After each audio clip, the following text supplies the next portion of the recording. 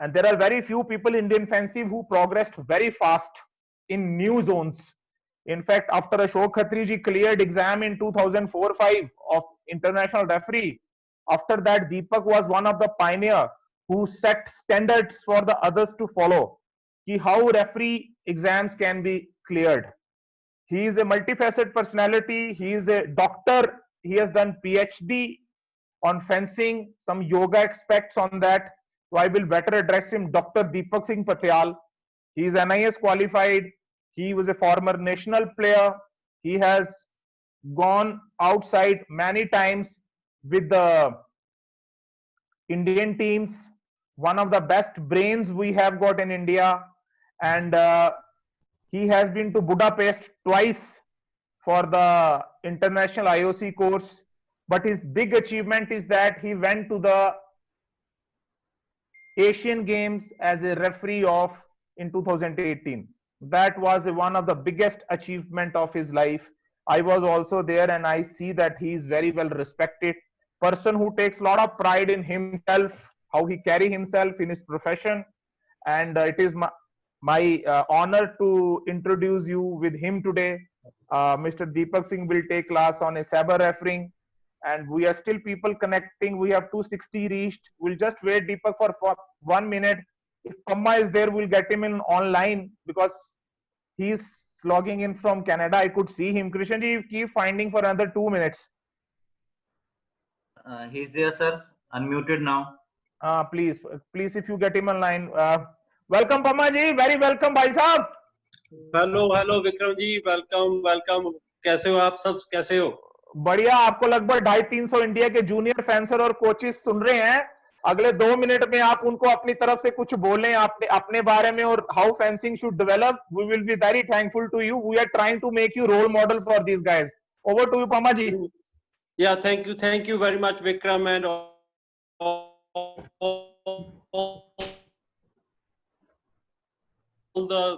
coaches in India. We have such a good coaches. And मैं हिंदी में बात करूंगा.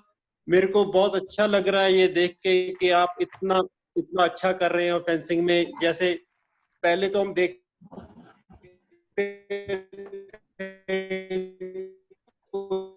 साउथ से कोई सभी के लिए ये बहुत कर रही है sports Authority of India and fencing Association of India. And जो भी इसके साथ जुड़े हुए हैं, जैसे जामवाल भाई, आप हो, नरेंद्र लाठवाल है, जितने भी हमारे कोचेस हैं, इससे जो भारत के फेंसिंग वालों को सीखने को मिलेगा वो तो मिलेगा ही. इस सालों में भी हमें, मुझे पूरी उम्मीद है कि हमारी फेंसिंग टीम ओलंपिक्स में मेडल लेके आएगी. ये मेरा सपना था. हर एक फेंसर का सपना है कि वो ओलंपिक्स तक जाए, वहां से मेडल लेके आए. और मैं इतना ही कहता हुआ आपसे विदा लूंगा. आप कोरोना वायरस की मैं बात करूंगा जरूर. प्लीज स्टे सेफ, अपनी दूरी बनाए रखें और घर में रहें, सेफ रहें, घर में ट्रेनिंग करें. इतने अच्छे कोचेस आज मिल रहे हैं भारत को ट्रेनिंग के लिए. आप प्लीज उनसे ट्रेनिंग लें और अपना नाम, देश का नाम ओलंपिक्स में जाके इंडिया का तिरंगा जरूर लहराएं. धन्यवाद. थैंक यू परमवीर भाई. तू हमेशा से हमारा रोल मॉडल रहा है, यार रहा है. 2002 एशियन गेम्स के हमकी बहुत यादें हैं.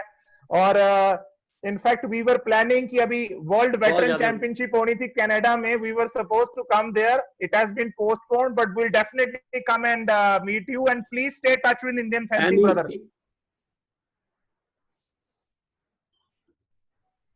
Thank you, Paramveer. Thank you very much. Thank you. Sure, buddy. For any time, if I have to do for Indian team, Indian fencing, I'll do it. Great. That was expected. Thank you, Paramveer. Thank you. Now we will come to the topic of today. Over to you, Deepak, please. Thank you, Jamal sir. सबसे पहले मैं thank you बोलना चाहूंगा Sports Authority of India को. एक minute. इससे पहले मैं आपको बोल दूं, दीपक जी हमारे सामने एक नए रूप में आए हैं. Other than all his achievements, इनकी एक और बड़ी अच्छी अचीवमेंट है. ये इंडिया के पहले फेंसिंग रिलेटेड आदमी हैं जो क्वारंटाइन में रह के आए हैं 1 महीना. इसीलिए इन्होंने दाढ़ी वाड़ी भी नहीं बनाई है. तो another you can add this thing to your resume that I am the first one who has been quarantined due to corona virus in India in fencing family. Over to you. Sir thank you Vikram sir. सबसे पहले मैं thank you बोलना चाहूंगा Sports Authority of India को, Fencing Association of India को, हमारे guest faculties को, and specially उन फेंसर्स को, कोचेस को एंड ऑफिशियल्स को जो घर में बैठ के हमें सुन रहे हैं, एंड हमारे जो हम पढ़ा रहे हैं उनके नोट्स बना रहे हैं। तो ज्यादा टाइम ना लेते हुए मैं अपना लेक्चर आज का शुरू करता हूं। And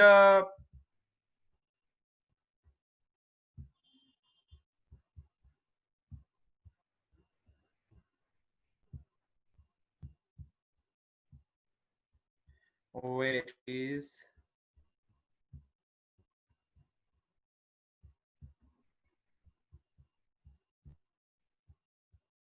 I think you need to share screen again. Yes sir.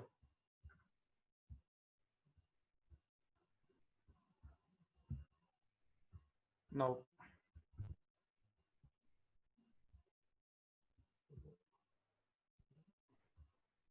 Deepak, it is not going. Yes sir, एक मिनट सर, चेक कर रहा हूँ। I think speed is slow, that is why hang हो गया होगा। आपको एक उसको बंद करके दोबारा करना पड़ेगा। हाँ जी।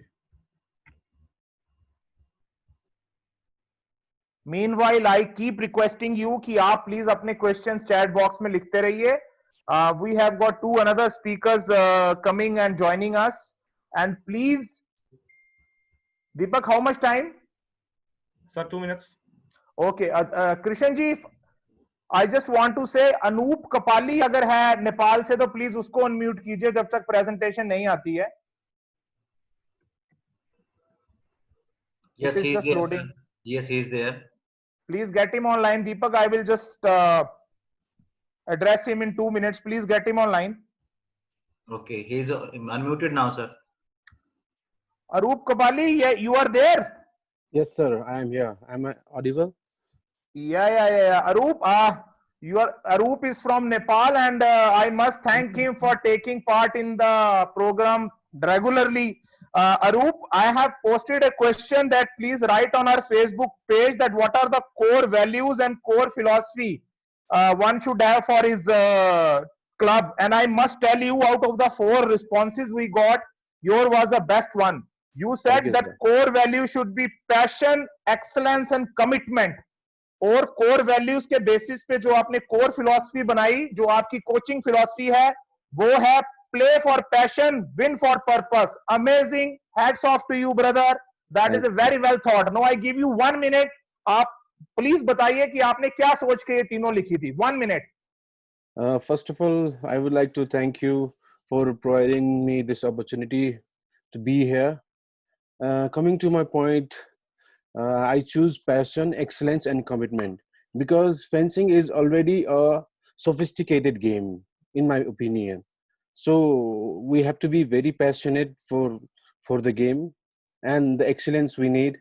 And since this is not very popular game in India and in Nepal also, so we have to be very committed toward this game to be a very successful player.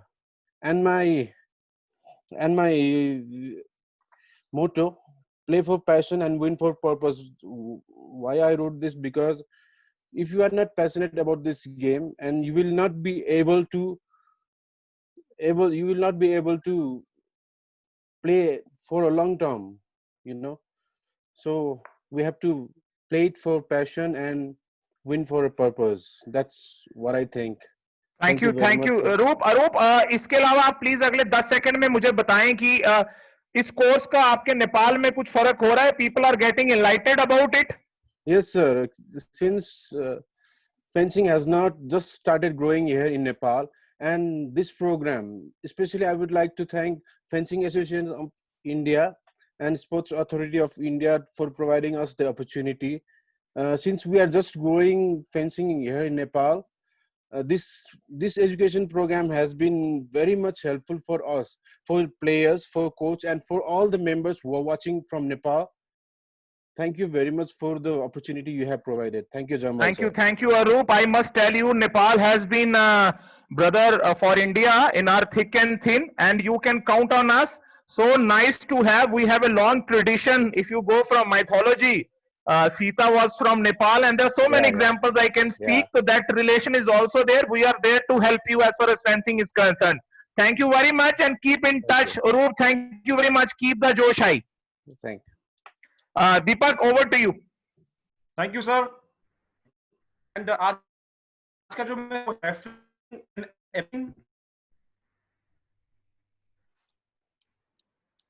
And आज के lecture में मैं ये topics cover करूंगा. मैं इनको detail में आपको एक्सप्लेन नहीं करूंगा बिकॉज हम आगे इसे लेंगे. एंड सबसे पहले हम मैं आपको ये स्क्रीन शेयर कर रहा हूं. इसमें आप फर्स्ट मॉडर्न ओलंपिक्स की कुछ पिक्स देख रहे हैं जिसमें कि आप देख रहे हैं कि रेफरी बाउट करवा रहे हैं. एंड इसमें आप देख रहे हैं कि रेफरीज का कितना इंपॉर्टेंस था फर्स्ट लंदन ओलंपिक्स से आज तक.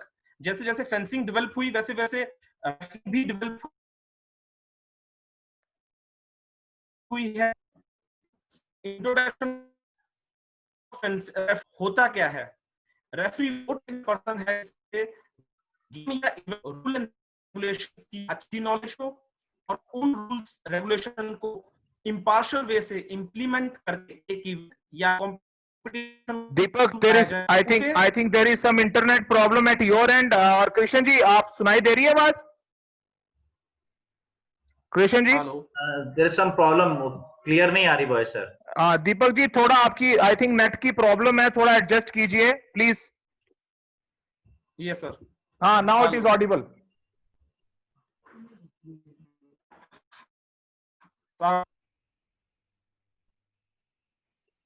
हेलो.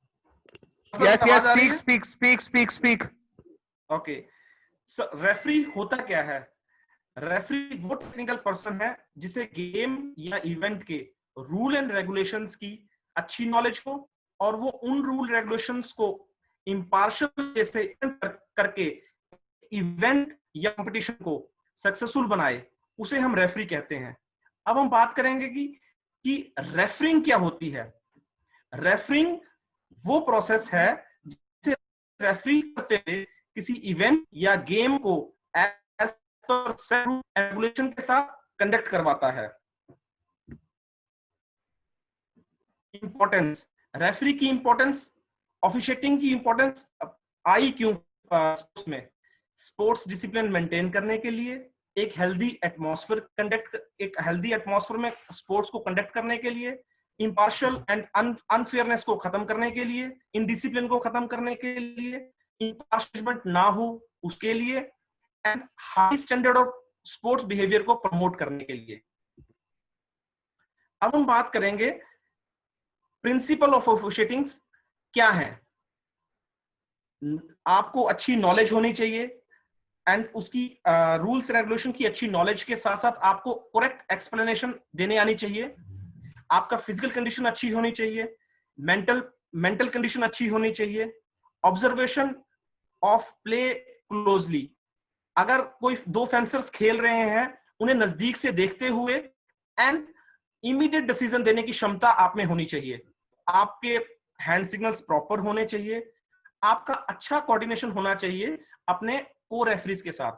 और सबसे इंपॉर्टेंट जो है वो आपको मॉडर्न गैजेट्स जो मैं इसमें थोड़ा सा एक्सप्लेन करूंगा कि आज से 20-25 साल पहले जब हम लोग फेंसिंग करते थे तो उस टाइम में नॉर्मल सिंपल ऑपरेटर्स होते थे जिनमें 2 लाइट्स जलती थी. बट समय के साथ साथ वो जो गैजेट्स हैं वो अपडेट होते गए एंड नए नए ऑपरेटर्स आ गए. आज आप देखेंगे कि अगर आप आज के दौर में देखेंगे तो आज ऑपरेटर्स की जो क्वालिटीज हैं एंड ऑपरेटर्स की जो डिफरेंट टाइप ऑफ ऑपरेटर्स आ गए हैं, उनके डिफरेंट टाइप ऑफ रिमोट्स आ गए हैं, आपके वीडियो रेफरल्स आ गए हैं. तो एक रेफरी को video referrals, different type of operators चलाने की नॉलेज होनी चाहिए. मैकेनिज्म ऑफ ऑफिशिएटिंग, इसमें हम देखेंगे कि मैकेनिज्म ऑफिशिएटिंग का क्या है. Position of official, proper hand faces, proper hand signals and team work. इसमें भी आप वही चीज देख रहे हैं जो सबसे इंपॉर्टेंट है, hand signals, phrases and team work with officials. Next, officials involve in officiating. कौन कौन ऑफिशियल्स इन्वॉल्व होते हैं ऑफिशिएटिंग में? The director technique, the referee, the जज, video referee and sporting personals. Sporting personals में आपके आगे scorers, time keepers, superintendent of the operators, experts and armourers. But इसमें जो ध्यान देने वाली चीज है, इसमें सबसे इंपॉर्टेंट जो रोल है, जो एक बैकबोन ऑफ द कंपटीशन हम बोलेंगे, वो हम बोलेंगे रेफरी को। बिकॉज रेफरी एक ऐसा इंडिविजुअल है जो डायरेक्टली सबके कांटेक्ट में आता है। फॉर एग्जांपल, वो डीटी के कांटेक्ट में डायरेक्टली है, वो वीडियो रेफरी के कांटेक्ट में डायरेक्टली है, वो जज के कांटेक्ट में डायरेक्टली है, इनफैक्ट वो फेंसर्स के कांटेक्ट में डायरेक्टली आता है, एंड स्पेक्टेटर्स के कांटेक्ट में, कोचेस के कांटेक्ट में। तो एक पूरा कंपटीशन कंडक्ट करवाने में एक रेफरी का बहुत बड़ा रोल होता है, ऐसा मैं मानता हूं। अब हम बात करेंगे ड्यूटीज ऑफ रेफरीज। रेफरी क्या क्या काम करता है during competition? He calls the roll of the competitors. वो प्लेयर्स की रोल कॉल लेता है, वो वेपन चेक करता है, वो क्लोथिंग और इक्विपमेंट चेक करता है प्लेयर्स का जब प्लेयर्स पिच पे आते हैं, वो बाउट कंडक्ट करवाता है, वो सुपरिटेंडेंट होता है इलेक्ट्रिकल ऑपरेटर्स का। इलेक्ट्रिकल ऑपरेटर्स सही ढंग से फंक्शनिंग में है या नहीं, वो चेक करता है। वो जजेस को, टाइम कीपर्स को, स्कोरर्स को डायरेक्ट करता है। He is responsible for fair play. Game जो इवेंट चल रहा है उसको सही ढंग से वो चल रहा है, कोई उसमें धांधली तो नहीं हो रही, वो चेक करता है। He penalised the faults, he awards the hits, he maintain the order, and बहुत इंपॉर्टेंट है, वो इंश्योर करता है फेंसर की सेफ्टी को। एंड उससे भी इंपॉर्टेंट है, he promotes a good sportsmanship। अब हम बात करेंगे यूनिफॉर्म ऑफ रेफरीज। रेफरीज की यूनिफॉर्म क्या होनी चाहिए ड्यूरिंग कंपटीशन और क्या होती है as per set rule. For men it's a light colour shirt, tie, trouser, blazer, and formal shoes. For women's, it's a light color shirt, blouse, tie, scarf, trouser, skirt, या slacks, blazer, formal shoes, and sandals. The most important topic, know the referee rules. And मेरा ऐसा personal मानना है कि जो rule book है और जो रूल बुक के अंदर रूल्स हैं वो बहुत इंपॉर्टेंट है एक रेफरी के लिए, और जो फेंसिंग की जो रूल बुक है वो रेफरी के लिए एज एक होली बुक की तरह होनी चाहिए, या है ये मैं मानता हूं। बिकॉज उसे जो भी रूल्स एंड रेगुलेशंस हैं वो उसके टिप्स पे याद होने चाहिए, एंड उसे पेनल्टीज एंड ऑफेंसेस का उसको ज्ञान होना चाहिए। अब यहाँ पे हम एक छोटा सा क्यूज क्वेश्चन खेलेंगे, या मैं आपसे एक छोटा सा क्यूज पूछता हूं कि how many penalty cards in epee fencing. आप सोच लीजिए, 2 सेकंड का वक्त है, एंड अब मैं आपको बताता हूं how many penalty cards in epee fencing. It's P yellow, it's a P red, it's a P black, and it's a black.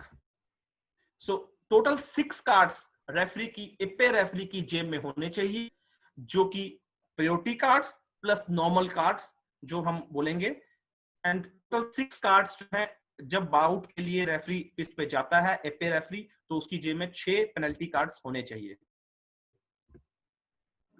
Offences and penalties, मैं आपको पहले ही बताना चाहता हूं कि मेरे फ्रेंड राशिद जी ने ऑलरेडी पेनल्टीज को कवर किया है। इसमें कुछ ऐसा नया नहीं है कि मैं भी इनको कवर करूं, एंड टाइम का स्लॉट देखते हुए मैं सभी पेनल्टीज को कवर नहीं कर रहा हूं।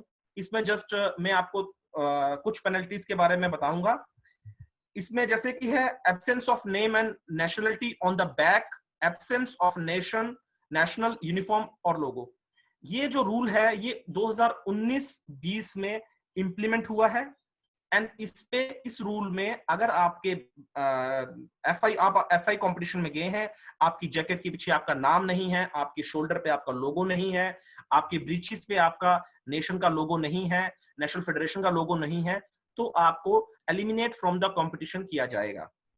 एंड सेम इसी में इसके नेक्स्ट जो रूल है वो है absence of the name due to changing of non conforming jacket. इसमें ये मेरा मानना है कि तीनों इवेंट में है, बट मैं आपको एग्जांपल देता हूं।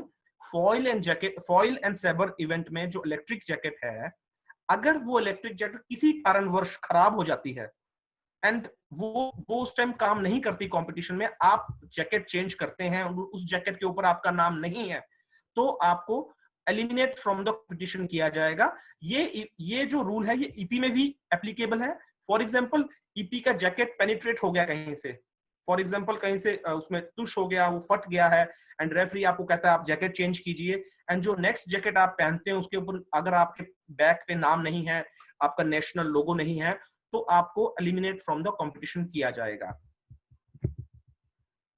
नेक्स्ट जो मैं सोचता हूं कि मुझे ये टॉपिक कवर करना चाहिए, ये रूल कवर करना चाहिए, वो है non presentation when first call by referee 10 minutes before. अगर पूल मैच से पहले जब रेफरी आपको 10 मिनट पहले रोल कॉल लेता है आपकी, एंड आप उस रोल कॉल में प्रेजेंट नहीं होते हैं, तो आप एलिमिनेट फ्रॉम द कंपटीशन हो जाएंगे। बट इस केस में ये चीज जो है ये रूल बुक में नहीं लिखी गई, मैं आपको, मेरा पर्सनल एक्सपीरियंस है, मैं आपको बता रहा हूं। इस केस में अगर आप रेफरी हैं पिच पे, आपके साथ ऐसा कुछ इंसिडेंट होता है, तो सबसे पहले आप डीटी को इन्फॉर्म करेंगे कि ये फेंसर पिच पे प्रेजेंट नहीं है। इसी के साथ जो एडिशन रूल है वो है, अगर आप फॉर एग्जांपल आप 10 मिनट बिफोर तो रोल कॉल में थे, जब आपका पूल मैच स्टार्ट हुआ उस टाइम आप राइट और लेफ्ट कहीं चले गए, या आपने पूल मैच में वहां प्रेजेंट नहीं हुए, या या आप नहीं खेलना चाहते, उस केस में, उस सिचुएशन में रेफरी आपको 3 कॉल करेगा 1-1 मिनट के इंटरवल पे। लाइक फर्स्ट कॉल 1 मिनट के बाद वो आपको येलो कार्ड दिखाएगा, सेकंड कॉल करेगा, उसके बाद आप सेकंड कॉल में आपको फॉलोड बाय रेड कार्ड देगा, एंड थर्ड कॉल में एलिमिनेट फ्रॉम द कंपटीशन। इस केस में भी रेफरी को डीटी को इन्फॉर्म करना है कि ये फेंसर मेरी पिच पे प्रेजेंट नहीं हुआ। द मोस्ट इंपॉर्टेंट टॉपिक आज का, मुझे बहुत सारे मैसेजेस आए हैं एंड बहुत से लोगों ने फोन करके मुझे बोला है कि sir please unwillingness to fight को प्लीज एक्सप्लेन कीजिए। तो ये जो टॉपिक है आज में, ये मेरा मेन टॉपिक रहेगा आज के लेक्चर में, एंड मैं आपको आगे इस टॉपिक के बारे में डिटेल में एक्सप्लेन करूंगा। बट मैं यहाँ पे सिर्फ ये बता देता हूँ कि इसमें अगर अनविलिंगनेस टू फाइट होता है तो उसमें फर्स्ट जो कार्ड है वो पी येलो है, सेकंड है जो सेकंड फॉलोड बाय है वो पी रेड है, third followed by P red है, एंड फोर्थ में पी ब्लैक कार्ड दिया जाता है। एंड प्लीज मेक श्योर कि जो पेनल्टी कार्ड्स हैं वो बाकी कार्ड से डिफरेंट होते हैं। And in first group of offence के बारे में मैं ज्यादा नहीं बताऊंगा आपको, मैं आपको पीपीटी शेयर भी कर दूंगा, प्लस आपके अपने व्हाट्सएप ग्रुप में भी डाल दूंगा। इसमें जो रूल्स हैं वो फर्स्ट ग्रुप ऑफ ऑफेंस में है yellow card followed by red card followed by red card. Second group of offence में आप देख रहे हैं, इसमें फर्स्ट ऑफेंस में रेड कार्ड, सेकंड में followed by red card followed by red card, and third group of offence में इसमें रेड कार्ड है एंड ब्लैक कार्ड है फॉलोड बाय ब्लैक कार्ड है, एंड हाफ ऑफ पोर्शन में आप देख रहे हैं yellow card in special cases. Like for example अगर आप कोई भी पर्सन लाइक आपका कोच, आपके पेरेंट्स, आपके या फिर स्पेक्टेटर कोई अगर रेफरी के साथ कोई या पिच पे अच्छा बिहेवियर नहीं दिखाते हैं, डिसऑर्डर ऑबे फेंसिंग करते हैं, तो उस केस में उसे येलो कार्ड दिया जाएगा and followed by black card, उसे फोर्थ ग्रुप ऑफ ऑफेंस में डायरेक्टली ब्लैक कार्ड है। अब हम बात करेंगे हैंड सिग्नल्स की, और जो कि hand signals and phrases use करते हैं हम ऑफिशिएटिंग में। Deepak ji, if you can hold, we have a lot of questions coming. We can have question answer session, or you want to finish after this? Sir, I just want to finish, and after I will Okay, give the okay, all answers. okay. Please go Sir. ahead. सबसे पहले हम बात करेंगे यहाँ पे on guard की। इस position में फेंसर्स ऑन गार्ड लाइन पे खड़े होते हैं, ऑन गार्ड या एंड गार्ड बोला जाता है इसे। इसके बाद हम बात करेंगे रडी या एटोप्रे। इस पोजीशन में फेंसर्स रेडी होते हैं फाइट के लिए। प्ले या अलेस, इस फ्रेज पे, इस वर्ड पे फेंसर्स बाउट स्टार्ट करते हैं या रीस्टार्ट करते हैं। हॉल्ट या स्टॉप, फेंसर बाउट करने से रुकते हैं इस फ्रेज पे। हिट अगेंस्ट या तुशे बोल सकते हैं इस फ्रेज को। हिट स्कोर या पॉइंट, डबल हिट या तुशे, और हिट फॉर ईच। इसे हम साइमल्टेनियसली या एपे में हम इसको कुदुबले बोलेंगे। नो हिट, और इसे हम अनाल बोलेंगे। कभी कभी एपे में हिट आउट ऑफ द पिस्ट हो जाता है, एंड उस टाइम में रेफरी इसे अनाल करेगा। अभी हम बात करें कि इक्विपमेंट।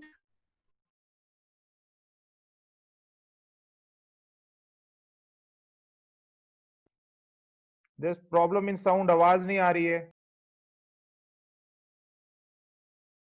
क्या हेलो आ रही, जाओ, चलो चलो प्लीज। आवाज आ रही sir? Yes yes yes. Okay,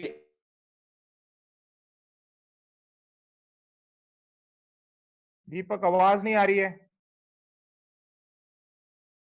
hello hello Deepak, you are there? No, sound is not coming. Deepak, Krishan coach, can you hear? Yes, sir. Deepak is there? No. His PPT is there. I don't know because I'm not able to see his face now. Okay. You can ask questions from the other panel, other people. Okay. Deepak is not there. Deepak, you are there? I think Okay, he's on his internet. We can ask questions now. Okay. A Mark is there. If you can see, Mark is there. Hello. Krishanji, you can check him. In fact, we can get to the what referees are there available now with us. Okay. In fact, we can go to the Mohit Kochi. He can answer certain questions. Okay, I'll go to Mohit, sir. Yes, he's unmuted now. You can ask questions. Mohit sir, can you tell me, abhi Deepak and Rashid are not there, so there are one question about that. Ki, what is the difference between P card and other normal cards? If you can tell it shortly. P card is given when there is passivity, as Deepak has already mentioned. But other cards will remain same. And if P card is given, first of all, I clarify one thing: P card is never given in pool. Pool में P card नहीं होता है. P card is always given in direct elimination or team matches. Confusion है कुछ coaches को, कुछ referees को. We had already gone through this case in senior national also. I would not like to mention, but the name, but I will say that unfortunately one P card was given in the pool. Okay. So we had to rush and stop immediately and explain everything.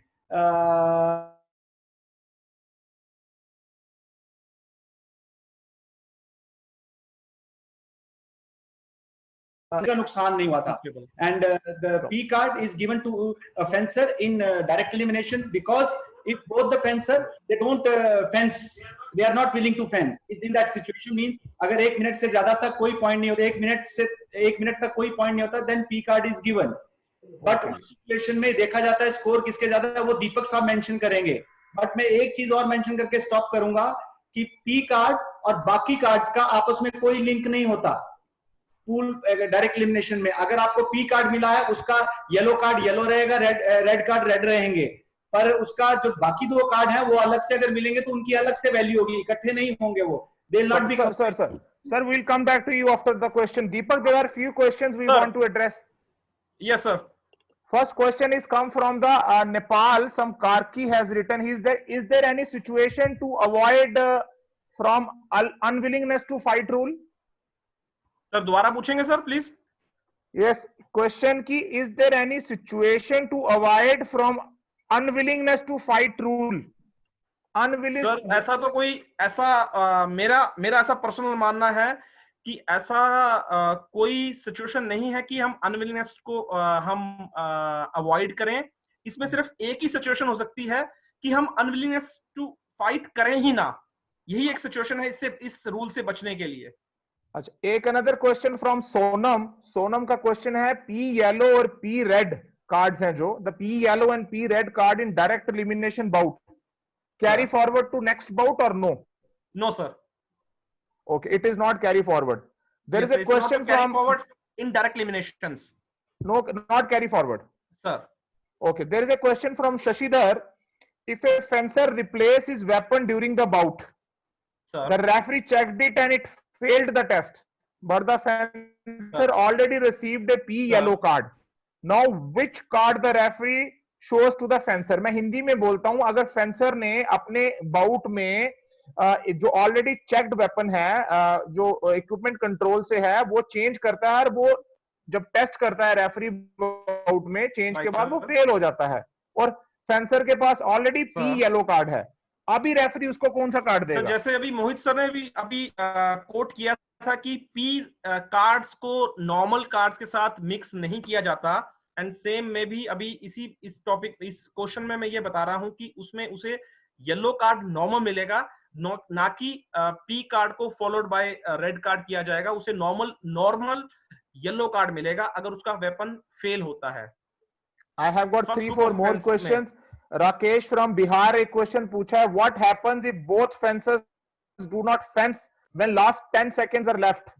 जब last 10 second या 5 second रह गए हो तो generally फेंसर्स पीछे की तरफ चलना पड़ते हैं, उस समय व्हाट दोनों फेंसर ऑलरेडी पी कार्ड में हैं, both of them R P card, what referee should do?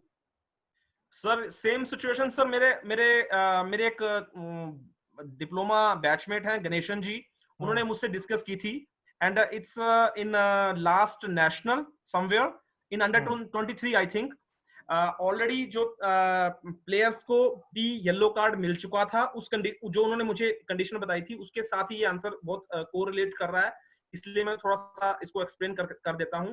उन्होंने जो मुझसे डिस्कस किया था कि ऑलरेडी प्लेयर्स को पी येलो कार्ड था because of unwillingness to fight, and last 10 seconds में प्लेयर्स ने लॉन्ग डिस्टेंस ले लिया and they don't want to fence, and referee ने हॉल्ट बोला एंड उन्हें पी रेड कार्ड दिया। So it's wrong. अगर फेंसर लास्ट 10 सेकंड में डिस्टेंस मेंटेन कर लेते हैं एंड फाइट नहीं करते हैं तो it's not P cards, it's a refusal of obey referee rule and it's a first group of offence, and उन्हें येलो कार्ड से पेनलाइज्ड किया जाएगा, ना कि any type of P cards. Okay, this is one of the reason we asked you कि आप questions हमें advance में भेजिए। ये जो क्वेश्चंस मैं पढ़ रहा हूं ये सारे क्वेश्चन हमें कल शाम तक मिल चुके थे, जो हमने दीपक को भेजे, सो दैट इनका अच्छे तरीके से आंसर दिया जा सके। अगला क्वेश्चन है फ्रॉम एस मेतेई बोलता है, can fencer gate A P red card without having received A P yellow card? Without P yellow card मिले हुए फेंसर क्या पी रेड कार्ड फेंसर को रेफरी दे सकता है? नहीं सर, ऐसी कोई कंडीशन नहीं है जहां पे पी येलो मिले बिना पी रेड कार्ड उसे अवॉर्ड किया जाए, ऐसी कोई भी सिचुएशन नहीं है, ना ही ऐसा कोई रूल है।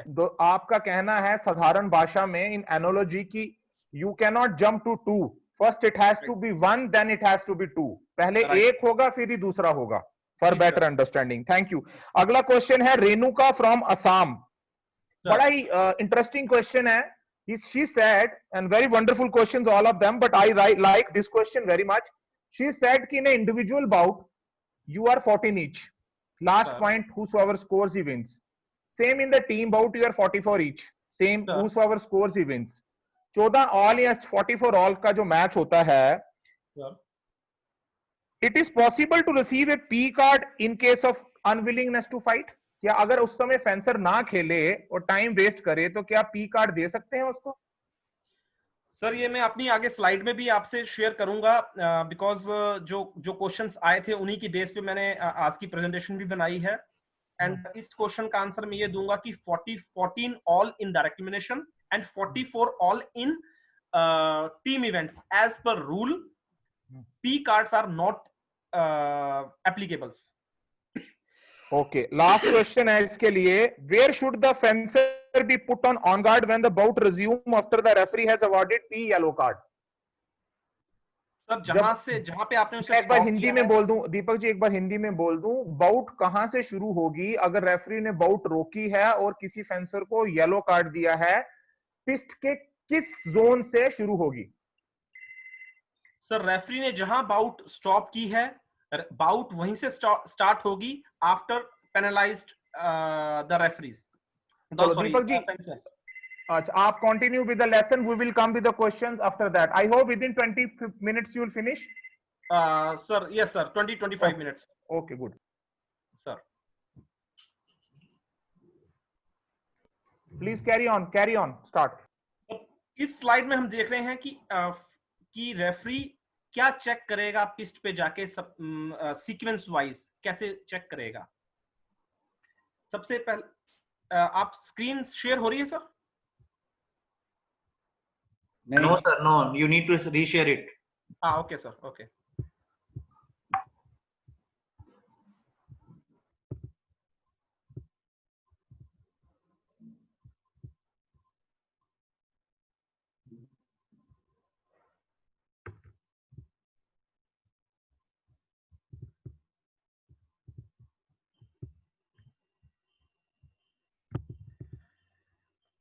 अब हम इस स्लाइड में देखेंगे कि रेफरी क्या चेक करेगा पिस्ट पे जाके, क्या क्या इक्विपमेंट चेक करेगा पिस्ट पे जाके। सबसे पहले वो बैरल चेक करेगा, कहीं वो बैरल सॉर्ड की बैरल कहीं लूज तो नहीं है। सेकेंडली वो प्रेशर चेक करेगा कि वेट 750 ग्राम से वेट ज्यादा तो नहीं है कहीं स्प्रिंग का। एंड उसके बाद दोनों शिम टेस्ट को चेक करेगा कि दोनों शिम टेस्ट टिप पास करती है या नहीं।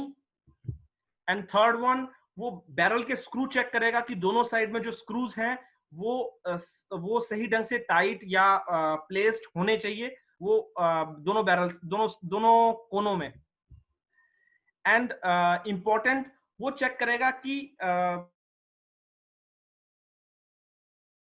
दीपक ji hold Deepak hold, we need to unmute you, wait. Coach please, I need to unmute you. Sir it's okay. हाँ प्लीज गो अहेड। एंड वो अब चेक करेगा कि जो वायर टिप से लेके सॉर्ड के एंड तक गई है वो वायर कहीं से बाहर तो नहीं है, या ग्रुप से बाहर, या कहीं से कटी हुई तो नहीं है।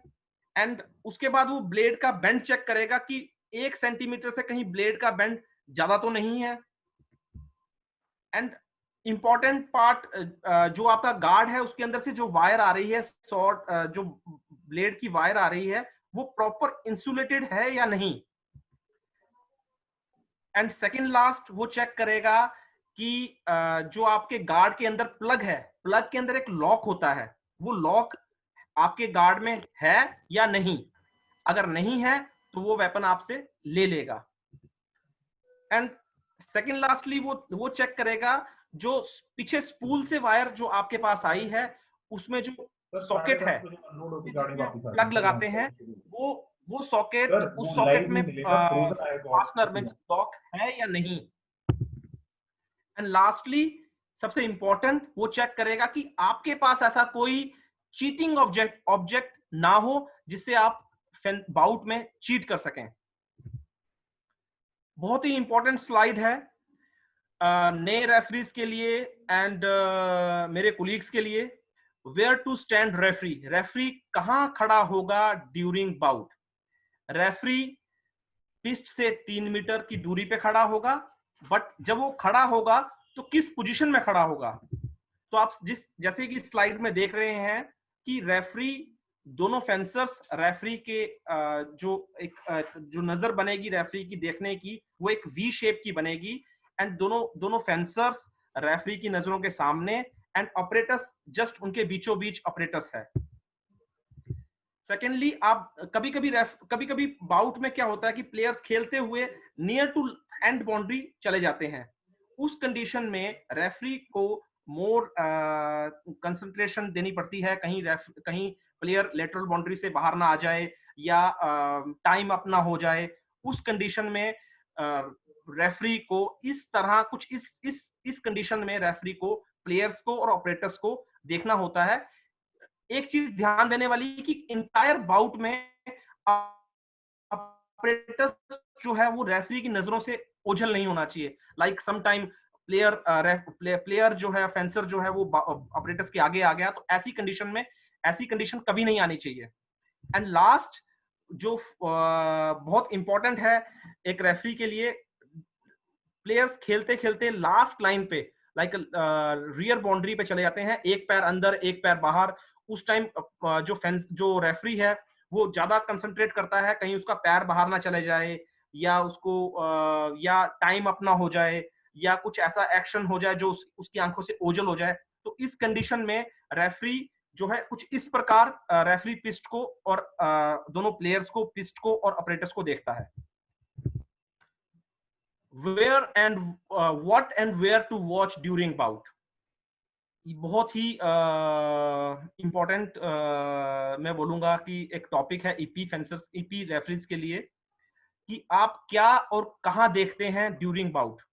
सो मेरा ऐसा मानना है कि एपे, फॉयल एंड सैबर के जो फेंसर्स, जो रेफरीज हैं, वो ये जो ग्रीन आप बॉक्स देख रहे हैं, एपे, फॉयल, सैबर के रेफरीज इस ग्रीन बॉक्स को देखते हैं। बट मेरा ऐसा पर्सनल एक्सपीरियंस है, कुछ ऐसे एक्सपीरियंस्ड रेफरीज से जो मैंने लिया है, वो ये है कि ईपी रेफरी को इस ग्रीन बॉक्स में तो देखना ही है, इसके साथ साथ ये जो येलो बॉक्स आपको दिख रहा है इसमें भी कंसंट्रेट करना है, बिकॉज जो एक नॉर्मल हिट फेंसर एक चेस्ट पे या हाथ पे करता है, उससे 3 गुना फास्ट वो उसके फुट पे करता है और वापस चले जाता है। तो इस कंडीशन में ईपी रेफरीज को ज्यादा कंसंट्रेशन ग्रीन बॉक्स में देनी है, साथ साथ येलो बॉक्स में भी उतनी कंसंट्रेशन देनी है, कंसंट्रेट करना है जितना कि ग्रीन बॉक्स में।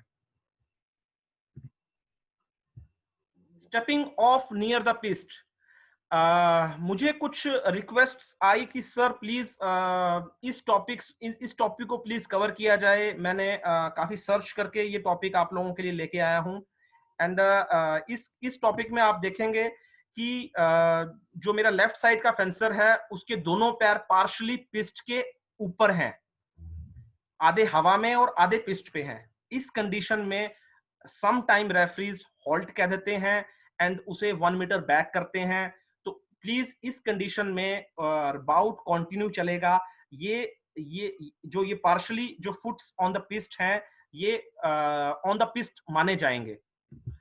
इसी में सेकंड सिचुएशन जो है, इसमें काफी सिचुएशंस हैं, इसमें सेकंड सिचुएशन जो है उसमें आप देख रहे हैं कि मेरे लेफ्ट साइड का फेंसर जो है उसका लेफ्ट फुट या उसका रियर फुट जो है वो बाहर पिस्ट से बाहर, लेटरल बाउंड्री से बाहर आ जाता है। इस कंडीशन में रेफरी बाउट को स्टॉप करेगा, रेफरी फेंसर को 1 मीटर बैक करेगा एंड बाउट स्टार्ट करेगा। अब आप यहाँ पे इस कंडीशन में देख रहे हैं कि उसका फेंसर का, लेफ्ट साइड के फेंसर का, मेरे लेफ्ट साइड के फेंसर का right foot on the piste है और left foot out of the piste है। इस कंडीशन में फेंसर बाउट कर सकता है। थर्ड सिचुएशन आप देख रहे हैं कि लेफ्ट साइड का फेंसर, उसका राइट फुट खेलते समय या पैरी रिपोज या कोई भी एक्शन करते समय उसका राइट फुट लेटरल बाउंड्री से बाहर आ जाता है। इस कंडीशन में रेफरी बाउट को हॉल्ट करेगा, लेफ्ट साइड के फेंसर को 1 मीटर बैक करेगा। आप देख रहे हैं कि वो पिस्ट से बाहर हो गया है, राइट साइड फेंसर को हिट अवॉर्ड करेगा। सिचुएशन नंबर 5, आप देख रहे हैं कि इस सिचुएशन में मेरे राइट साइड का फेंसर खेलते समय या फ्लच मारते समय या हिट करते समय उसका राइट फुट या फ्रंट फुट उसका पिच से बाहर जाता है, रेफरी बाउट को हॉल्ट करेगा। लेफ्ट साइड के फेंसर को 1 मीटर राइट साइड के फेंसर को 1 मीटर बैक करेगा एंड बाउट स्टार्ट करेगा। सेम अगर आप यहां देख रहे हैं राइट साइड के फेंसर क्लोज क्वार्टर पैरी या क्लोज क्वार्टर बाउट चल रही है, उस कंडीशन में राइट साइड का फेंसर का राइट फिट बाहर जाता है, सेम रेफरी बाउट को हॉल्ट करेगा, राइट साइड के फेंसर को 1 मीटर बैक करेगा एंड बाउट स्टार्ट करेगा। कोरा कोर, the most important topic in एपे।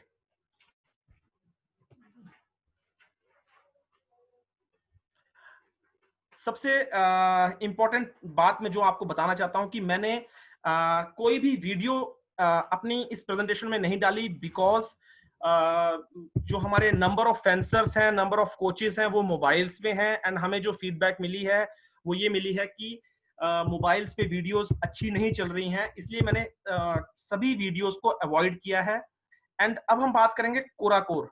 Quora core होता क्या है? सबसे पहले ड्यूरिंग बाउट जब दो फेंसर्स एक दूसरे के साथ बॉडी कांटेक्ट में आते हैं, मैं दोबारा बोल रहा हूं, जब दो फेंसर्स बॉडी कांटेक्ट में आते हैं तो उसे कोरा कोर या कॉप से कॉप कहा जाता है। एंड इसी में तीनों इवेंट्स में तीनों इवेंट्स में की बात करूंगा मैं, कोरा कोर किसी भी इवेंट में अलाउड नहीं है। अगर कोई फेंसर इंटेंशनली कोरा कोर करता है तो रेफरी उस फेंसर को फर्स्ट ग्रुप ऑफ ऑफेंस के अकॉर्डिंगली पेनलाइज करेगा, yellow card followed by red card followed by red card. In all 3 weapons अगर कोई फेंसर अपोनेंट की हिट से बचने के लिए या अपोनेंट को इंटेंशनली हार्म करने के लिए कोरा कोर करता है तो रेफरी हॉल्ट बोलेगा एंड फेंसर को yellow card followed by red card followed by red card देगा। सबसे इंपॉर्टेंट जो मैं बात बताना चाहता हूं आपको, please note down it, specially for epee referees, please make difference between close quarter bout and कोरा कोर। अब यहां बात करेंगे क्लोज क्वार्टर बाउट की। इंडिया में मैं इंडिया की बात नहीं करूंगा, बट देखा गया है कि जब गार्ड्स आपस में टकराते हैं तो रेफरी हॉल्ट कर देता है एंड जब उससे पूछा जाता है कि सर आपने हॉल्ट क्यों किया, तो वो बोलता है कोरा कोर, दिस इज नॉट ए कोरा कोर। या क्लोज क्वार्टर में बाउट चल रही है तो रेफरी हॉल्ट कर देता है एंड जब फेंसर्स उसे पूछते हैं कि सर आपने हॉल्ट क्यों किया, तो वो बोलते हैं इट्स अ कोरा कोर। कोरा कोर का मतलब है जब तक आपके बॉडी कॉन्टेक्ट में ना आए वो कोरा कोर नहीं है।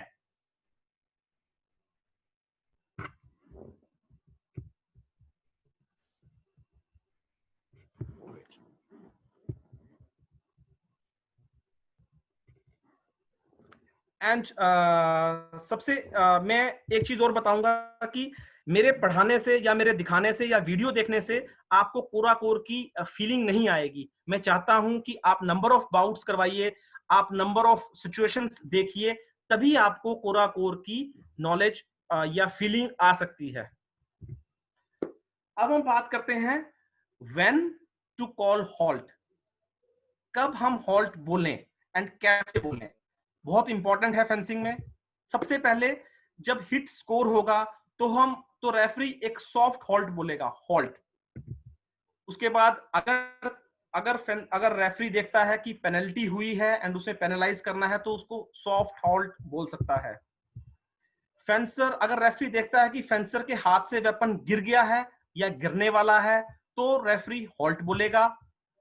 अगर रेफरी देखता है कि कंफ्यूज्ड बाउट है, कुछ ऐसा एक्शन, डेंजरस एक्शन हो गया, ये कंफ्यूज्ड बाउट हो गई, तो अकॉर्डिंग टू सिचुएशन वो सॉफ्ट हॉल्ट या फिर हार्ड हॉल्ट बोलेगा। कोरा कोर, अगर रेफरी देखता है कि ये इंटेंशनली कोरा कोर है तो रेफरी हॉल्ट बोलेगा, हार्ड हॉल्ट बोलेगा या फिर सॉफ्ट हॉल्ट बोलेगा। अगर रेफरी देखता है कि फेंसर्स अप्रोच कर रहे हैं स्पेक्टेटर्स को या रेफरी की तरफ गिरते हुए आ रहे हैं तो रेफरी हार्ड हॉल्ट बोलेगा। अगर रेफरी देखता है कि दो फेंसर्स आपस में खेलते हुए क्रॉस हो गए उनकी आपस में हिट नहीं हुआ, या पैरी के टाइम पे या अटैक के टाइम पे वो आपस में क्रॉस हो गए, तो वो हॉल्ट बोल सकता, हॉल्ट बोलेगा सॉफ्ट। अगर फेंसर देखता है, अगर रेफरी देखता है कि फेंसर जो है वो लेटरल बाउंड्री को क्रॉस कर गया, या तो उस कंडीशन में वो रेफरी जो है वो सॉफ्ट हॉल्ट बोलेगा। अगर वो नॉर्मल वे में किया है, अगर उसे लगता है कि किसी हिट से बचने के लिए इसने इंटेंशनली लेटरल बाउंड्री को क्रॉस किया है, तो वो हार्ड हॉल्ट बोलेगा एंड उसे पेनलाइज करेगा। बहुत ही इंपॉर्टेंट, अगर रेफरी देखता है कि ब्लेड टूट चुका है, it's a broken, referee immediate halt बोलेगा एंड वेरी लाउड हॉल्ट बोलेगा। अगर रेफरी देखता है कि टाइम खत्म हो गया है, तो हार्ड हॉल्ट बोलेगा। अगर रेफरी देखता है कि फेंसर रियर स्ट्रिप को क्रॉस कर गया है, लास्ट लाइन को क्रॉस कर गया है और उसको चोट लग सकती है, तो वो उसको हार्ड हॉल्ट बोलेगा। वेरी इंपॉर्टेंट टॉपिक आज का, अनविलिंगनेस टू फाइट। अब अनविलिंगनेस टू फाइट आया क्यों, नॉन कॉम्पिटिटिविटी को क्यों चेंज किया गया, सबसे इंपॉर्टेंट। तो मैं थोड़ी सी इसमें आपको एक शेयर करूंगा कि एक नामी चैनल, जो यूरोप का एक नामी चैनल है, जो फेंसिंग को पूरे यूरोप में और इनफैक्ट पूरे वर्ल्ड में टेलीकास्ट करता है, उस चैनल ने फील किया कि लगातार ईपी की टीआरपी गिरती, ईपी मैचेस की टीआरपी गिरती जा रही है। तो उस न्यूज चैनल, उस स्पोर्ट्स चैनल ने उसके ऊपर वर्कआउट किया एंड उन्होंने वर्कआउट करके एक रिपोर्ट सबमिट की एफआई एथलीट कमीशन को कि फेंसिंग में ईपी, स्पेशली ईपी की लगातार टीआरपी गिरती जा रही है, बिकॉज लोग उसको समझ नहीं पा रहे हैं एंड नॉन कॉम्पिटिटिविटी हो रहा है, नॉन पैसिविटी हो रहा है, फेंसर्स बार बार चेंज कर रहे हैं। तो इस चीज को पूरे एक रिपोर्ट बना के उस न्यूज चैनल ने एफआई एथलीट कमीशन को सबमिट किया। एथलीट कमीशन ने उसके ऊपर अपने कमेंट्स दिए एंड वो उसके ऊपर उन्होंने अपनी रिपोर्ट बना के एफआई टेक्निकल कमीशन को दी, जिसके बाद एफआई कांग्रेस 2018 में नॉन कॉम्पिटिटिविटी को चेंज करके अनविलिंगनेस टू फाइट किया गया। अब अनविलिंगनेस टू फाइट बहुत ही मैं नहीं बोलूंगा बहुत कंफ्यूज्ड सब्जेक्ट है, बट मैं आज आपको बहुत ही सरल भाषा में, देसी भाषा में समझाऊंगा कि अनविलिंगनेस टू फाइट होता क्या है। ड्यूरिंग बाउट, जब 1 मिनट तक, मैं दोबारा बोल रहा हूं, एक बाउट चल रही है, 1 मिनट तक कोई भी हिट ना किया जाए, तो उसे अनविलिंगनेस टू फाइट कहा जाता है। The referee will immediate call halt and show P card. अब हम बात करेंगे पी कार्ड के सीक्वेंस। पी कार्ड के सीक्वेंस हैं क्या? So first is a P yellow, followed by P red, followed by P red, and followed by P black. The most important 14 all, जैसे एक क्वेश्चन भी आया था, 14 डायरेक्ट एलिमिनेशन में 14 ऑल और 40 इन टीम मैचेस 44 ऑल में पी कार्ड्स जो हैं वो नहीं दिए जाते।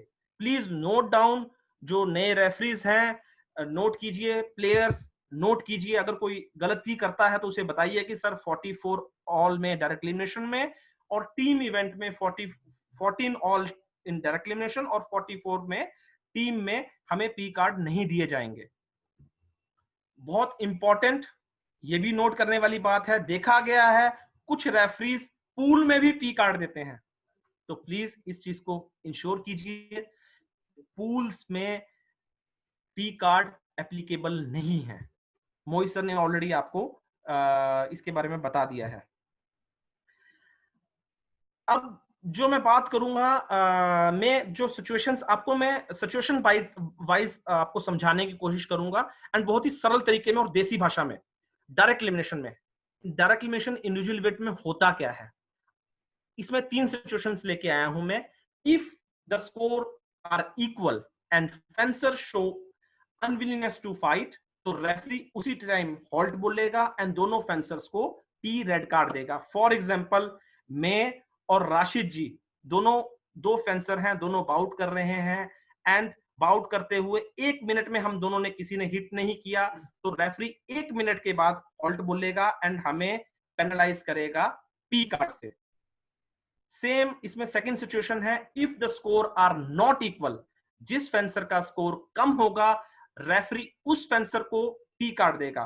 फॉर एग्जांपल मेरी और मोहित सर की बाउट चल रही है, मेरी और मोहित सर की बाउट चल रही है एंड मोहित सर का स्कोर है 4 एंड मेरा स्कोर है 2 एंड 1 मिनट तक हम दोनों ने कोई हिट नहीं किया तो referee immediate says halt and हमें पेनलाइज किया जाएगा पी कार्ड के साथ।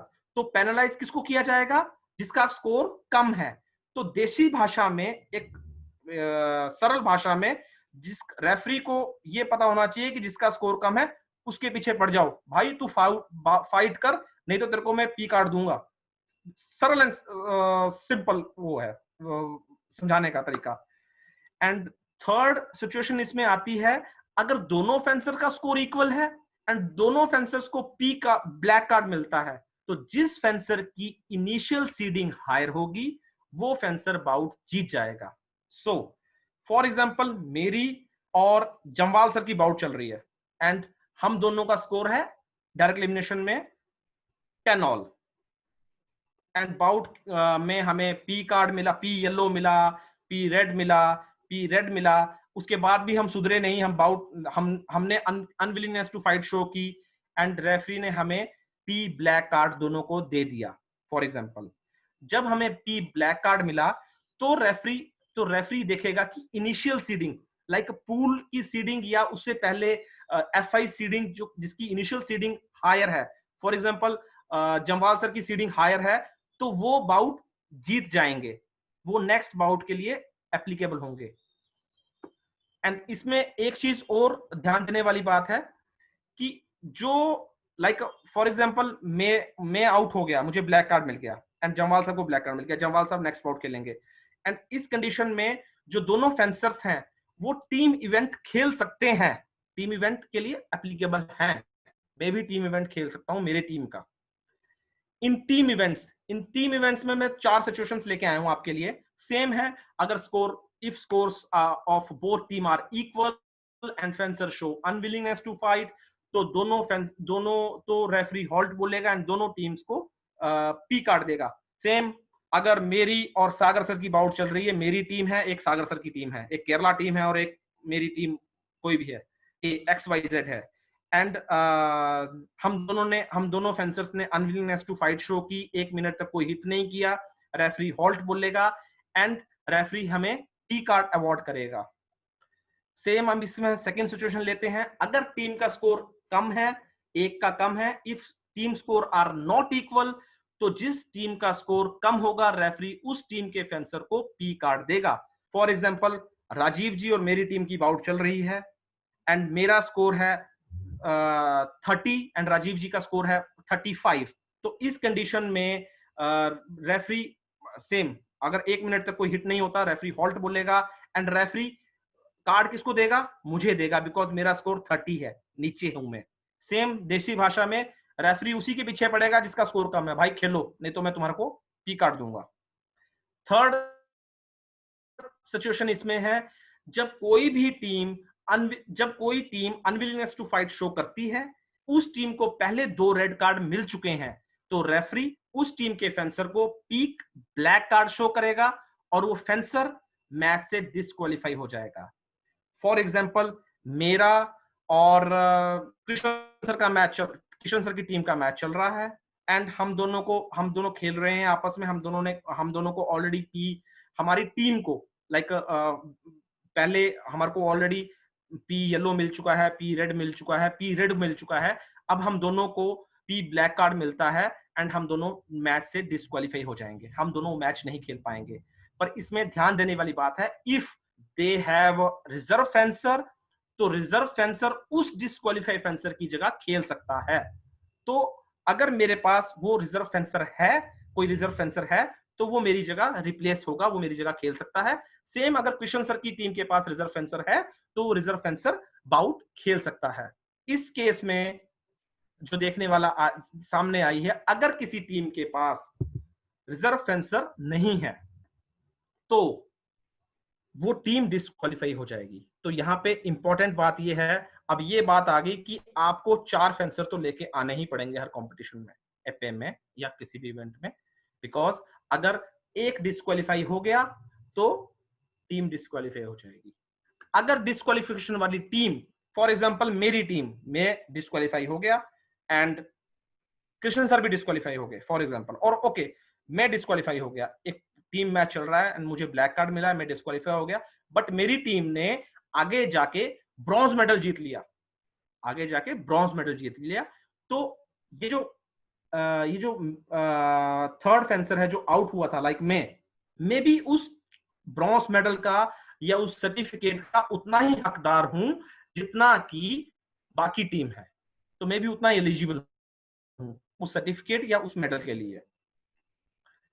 इसमें हम फोर्थ सिचुएशन है, अगर team score, if team score are equal and दोनों टीम्स को पी रेड कार्ड मिल चुके हैं, उसके बाद भी team unwillingness to fight show करती है, तो दोनों टीम्स को पी ब्लैक कार्ड देंगे एंड जिस टीम की इनिशियल सीडिंग हायर होगी वो टीम जीत जाएगी।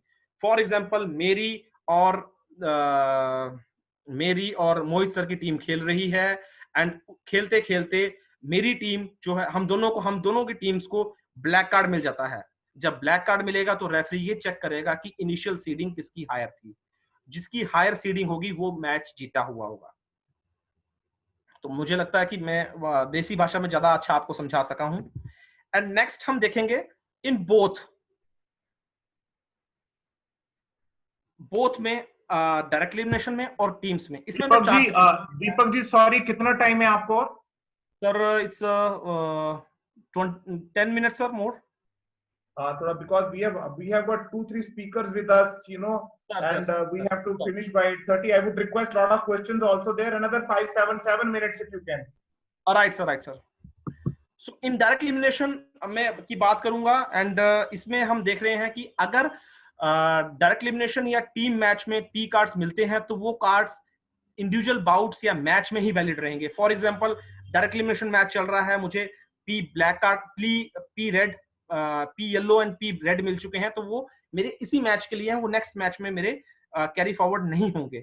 एंड सेम टीम में, फॉर एग्जांपल इस टीम में मुझे एक टीम बाउट में मुझे 2 कार्ड मिल चुके हैं एंड वो जो 2 कार्ड हैं वो जहां मैच खत्म हो गया वहीं कार्ड खत्म हो गए, वो नेक्स्ट बाउट में या नेक्स्ट टीम बाउट में कैरी फॉरवर्ड नहीं होंगे। पी कार्ड का मतलब डिस्क्वालिफिकेशन है, पर इंडिविजुअल फेंसर या टीम की रैंकिंग वही रहेगी जो डिस्क्वालिफिकेशन से पहले थी। फॉर एग्जांपल टीम डिस्क्वालीफाई होगी तो मैंने आपको पहले बताया जो इनिशियल सीडिंग है वही काउंट करेंगे, या इंडिविजुअल जो है डिस्क्वालीफाई हो गया तो उसकी जो इनिशियल रैंकिंग है वो देखी जाएगी। रेफरी पी कार्ड्स को अलग से स्कोर शीट पे नोट करेगा, बहुत इंपॉर्टेंट है, प्लीज नोट इट। रेफरी जो है दोनों कार्ड्स को, पेनल्टी कार्ड्स को और पी कार्ड्स को मिक्स नहीं करेगा, वो अलग अलग नोट किए जाएंगे। दोनों इंडिविजुअल और टीम इवेंट्स में अगर स्कोर इक्वल है and same like time up हो गया एंड जो होता है हमारे बाउट्स में सेम है, दोनों इंडिविजुअल और टीम इवेंट्स में अगर स्कोर इक्वल है और टाइम खत्म हो जाता है तो रेफरी हॉल्ट बोलेगा, टॉस करेगा। टॉस के बाद 1 मिनट की बाउट होगी 1 टच के लिए। जो भी फेंसर सिंगल हिट लेगा वो जीत जाएगा, या अगर सिंगल हिट नहीं आता तो जो ऑलरेडी टॉस विनर है उसको विनर घोषित किया जाएगा। ओके, मैं थोड़ा फास्ट करता हूं बिकॉज टाइम कम है हमारे पास। ये एक स्कोर शीट लेके आया हूं, प्रॉपर फील्ड स्कोर शीट, जिसमें आप देख रहे हैं एक मैंने ये डमी स्कोर शीट बनाई है, एक फ्रेंडली कप करवाया है एंड उसमें मैंने जो स्कोर शीट भरी है उसमें आप देख रहे हैं कि मैंने V5 या D2 नहीं लिखा है, मैंने डायरेक्टली V और 2 लिखा है। सम टाइम क्या होता है कि आप देख रहे हैं कि संतोष पांडे जी जो हैं वो मैच 10 मिनट पहले रोल कॉल में नहीं अटेंड हुए थे, तो उन्हें हमने कंपटीशन से रेफरी ने एलिमिनेट कर दिया है। एंड सम टाइम देखा गया कि जो विक्ट्री होती है वो 4 से होती है, तो उसे हम V4 लिख सकते हैं। And some time V3 V4 होता है तो हम उसको इस प्रकार भर सकते हैं। एंड मेरा पर्सनल ऐसा मानना है कि प्लीज रेफरीज अपनी स्कोर शीट खुद भरो, ताकि आप में खुद कॉन्फिडेंस बिल्डअप हो और गलती के चांसेस कम से कम हो। सेम डायरेक्ट एलिमिनेशन शीट अगर आप देख रहे हैं तो राजीव जी ने बहुत ही बेहतरीन तरीके से ये स्कोर शीट भरी है, जिसमें कि रेफरी जो अकेले थे, कोई उनके पास स्कोरर नहीं था। इंटरनेशनल इवेंट्स में ऐसा होता है कि आपके पास कोई स्कोरर नहीं होता, कोई टाइम कीपर नहीं होता, आपको खुद ही बाउट करवानी होती है, खुद ही स्कोर शीट भरनी होती है। एंड उस कंडीशन में आप देखा कि गोल्डी जी ने हर एक फेज के बाद, हर टाइम पीरियड के बाद उन्होंने स्कोर भरा है। लाइक फर्स्ट फेज में 2-4 था, सेकंड फेज में 8-8 था, और थर्ड फेज में 10-13 था। तो फाइनल स्कोर जो 10-13 था। एंड सेकंड शीट में आप देखेंगे कि 2 रेफरी भी कभी भी पिच पे जाते हैं। एंड इसमें राशिद जी ने बहुत खूबसूरत तरीके से स्कोर शीट भरी है और बड़ी डिटेल्ड स्कोर शीट भरी है। एंड इसमें आप देखेंगे कि जब नागा सुब्रमण्यम जी का स्कोर 3 था, तो केपी सिंह जी का स्कोर 1 था। एंड जब नागा सुब्रमण्यम जी का स्कोर 4 था, तो उन्होंने केपी सिंह जी ने दूसरा हिट लिया। तो इट्स आल्सो वेरी डिटेल्ड। अगर आप ऐसे भरेंगे तो ज्यादा अच्छा है मेरे हिसाब से। ऐसे तो कुछ जो हम स्कोर शीट भरते हैं वो भी अच्छी है, बट मेरा ऐसा पर्सनल मानना है कि ये स्कोर शीट ऐसे भरनी ज्यादा अच्छी है। अब हम बात करेंगे कि गलत रेफरिंग के नुकसान क्या हो सकते हैं। गलत रेफरिंग के नुकसान, आप एक फेंसर को हार्म कर रहे हैं, आप उसके कोच को हार्म कर रहे हैं, आप स्पेक्टेटर्स को हार्म कर रहे हैं, आप उसकी पूरी फैमिली को, आप स्टेक होल्डर्स को, एंड आप उसके क्लब को, नेशन को, आप उसकी कंट्री को हार्म कर रहे हैं। तो आप देख सकते हैं यहाँ पे कि लंदन ओलंपिक्स में कुछ ऑफिशियल्स की गलती की वजह से साउथ कोरिया की फेंसर जो थी वो जर्मनी की फेंसर से हार गई थी। आप यूट्यूब पे ये वीडियो देख भी सकते हैं। मैं किसी को कोट नहीं कर रहा हूं यहाँ पे, बट इट्स मेरा ऐसा पर्सनल मानना है कि ये ऑफिशियल्स की मिस्टेक थी। यहीं पे हम बात करेंगे कि अच्छी रेफरिंग की। अगर हम अच्छी रेफरिंग करते हैं तो हमें नाम मिलता है, हमें फेम मिलता है, हमारी ग्रेडिंग अप जाती है, और हमें लोग अच्छा मानते हैं, एंड हमारा नाम होता है, हमारी कंट्री का नाम होता है, हमारे क्लब का, हमारी स्टेट का नाम होता है। तो आप देखेंगे कि यहाँ पे वर्ल्ड के बेस्ट रेफरीज में आपको दिखा रहा हूं। अब मैं नियर टू खत्म करने के नजदीक हूं, एंड मेरा पर्सनल एक्सपीरियंस इतने साल का एज ए एक्सपीरियंस क्या रहा है, तो मैं आपको बताऊंगा कि एक अच्छा रेफरी बनने के लिए आपको क्या चाहिए। आप एक अच्छे पार्टनर होने चाहिए। लाइक अ पार्टनर मींस आप को रेफरी अच्छे होने चाहिए, अपने जो रेफरीज हैं, अपने डीटीज हैं, उनके साथ आपका अच्छा व्यवहार होना चाहिए, आप में पैशन होना चाहिए, आपकी जजमेंट अच्छी होनी चाहिए, एंड आप जो काम कर रहे हैं आप उस काम को बहुत इंजॉयफुल होके कीजिए। एंड आपकी बॉडी लैंग्वेज ड्यूरिंग बाउट और कंपटीशन कैसी होनी चाहिए। आपका फिजिकल अपीयरेंस अच्छी होनी चाहिए, आपका पोस्चर अच्छा होना चाहिए, आपके जेस्चर्स क्लियर होने चाहिए, फेस एक्सप्रेशंस आपके अच्छे होने चाहिए। पर्सनल स्पेस, आपकी जो वुमेन्स को रेफरीज हैं, आपकी मेल रेफरीज हैं, स्पेशली फेंसर्स के साथ आपका पर्सनल स्पेस कैसा है, ये बहुत इंपॉर्टेंट पार्ट रोल है, ये बहुत ही इंपॉर्टेंट रोल है। एंड सबसे बड़ी चीज, आपकी टोन या पिच कैसी है। कीज ऑफ इफेक्टिवनेस, बाउट से पहले आपको पता होना चाहिए कि मैं किस बाउट को कराने जा रहा हूं, उस बाउट के उस फेंसर की क्या वीकनेसेस हैं, वो क्या फॉल्ट्स करता है। एक छोटी सी कॉन्फ्रेंस उससे पहले होनी चाहिए अपने को रेफरीज के साथ कि आपने लास्ट टाइम इसकी बाउट करवाई थी, तो ये क्या गलतियां ज्यादा करता है, कहीं ये शॉट को नॉन शॉट आर्म से तो नहीं पकड़ लेता, या अपनी टर्निंग बैक तो नहीं करता। तो ये चीज अच्छी है अगर आप प्री कॉन्फ्रेंस कर लें बाउट से पहले। पोस्ट बाउट, आप बाउट के आने के बाद आप एक कॉन्फ्रेंस कर सकते हैं कि बाउट कैसी चल रही है, बाउट आपने कैसी करवाई है, एंड उसके बाद आप फीडबैक ले सकते हैं अपने को रेफरीज से या अदर ऑब्जर्वर से कि मैंने बाउट कैसी करवाई। दीपक थोड़ा speed up, Deepak please speed up. Right sir. And examine your own performance. And सबसे इंपॉर्टेंट जो है वो ये है कि आप एक अच्छे लर्नर होने चाहिए। ऐसा मत सोचिए कि मैंने एफआई एग्जाम पास कर लिया एंड मैं बहुत अच्छा रेफरी हूं। नहीं, आदमी की लर्नर स्टेज कभी जिंदगी में खत्म नहीं होनी चाहिए। एंड इससे how to building confidence, good and up to date knowledge होनी चाहिए आपको रूल्स की, एंड आपको स्किल्स, आपको प्रैक्टिस करते रहना चाहिए अपने स्किल्स और टेक्निक्स के लिए, एंड आपको प्रोग्रेसिव वर्क करना चाहिए। अब कुछ कहीं ऐसा देखा गया है कि आपने रेफरी टेस्ट एग्जाम पास कर लिया एंड आप बोलते हो कि मुझे तो आप डायरेक्टली वर्ल्ड चैंपियनशिप भेज दो, तो ऐसा नहीं है, या आप डायरेक्टली मुझे नेशनल, सीनियर नेशनल में ऐसे रेफरी लगवा दो। तो मेरा ऐसा मानना है कि आप, अगर आपने रेफरी टेस्ट पास किया है, आपको अच्छी नॉलेज है रेफरी की, तो आप नीचे से सीढ़ी दर सीढ़ी काम कीजिए ताकि आप ऊपर तक पहुंच सकें। बिकॉज आपने देखा है कि पिरामिड्स जो है उसका बेस स्ट्रॉन्ग है, इसलिए पिरामिड बना हुआ है। Attend workshops, clinics and seminars and get as much as experience you can get। मैं यहां बात करूंगा कि मैं रूल बुक कैसे पढ़ता हूं, तो मैं अपनी बात Deepak last 1 minute। It's last slide.